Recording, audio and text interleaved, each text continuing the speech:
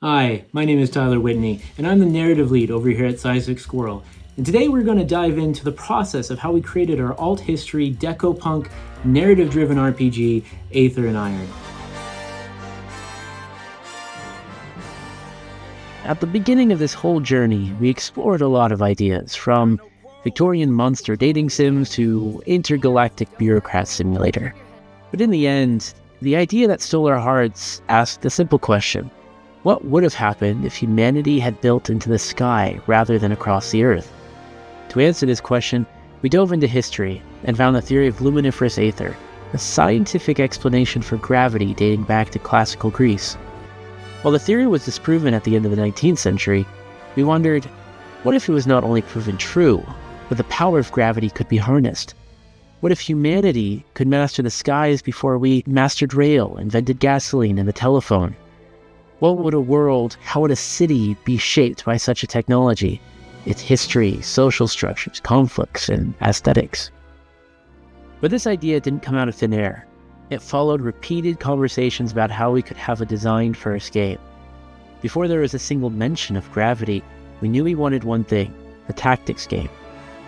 Cars sounded cool for that, and naturally 1930s cars are some of the most beautiful, so we had to use those. But again, that had to evolve, because it sounded bland to just have cars, and we wanted gameplay to have something more, and that's when we decided to make them fly. And from there, our whole world flowed outward. How can we make a world with flying 1930s cars? Fortunately, we didn't have to answer that question alone. After prototyping the game and making very little headway, we looked for another studio to help out.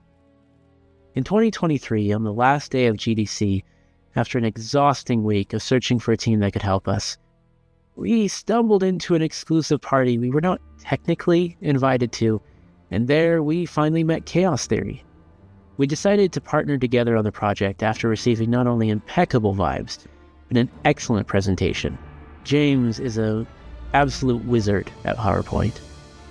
We set out together to create a narrative RPG that focused on quality writing and world building, with a large cast of fully voiced characters, interesting and morally great choices, and some light dice mechanics. We built a strong female protagonist, Gia, a smuggler looking for a way to move out of the slums, and then she finally gets her lucky break. But of course, things immediately go awry. Surrounding her are her companions, each pulled from around the city, who oppose the villainous barons, tyrants that each control their own chunk of New York.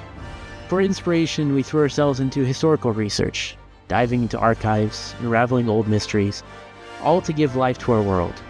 Behind every corner of our New York, you'll find some real historical inspiration.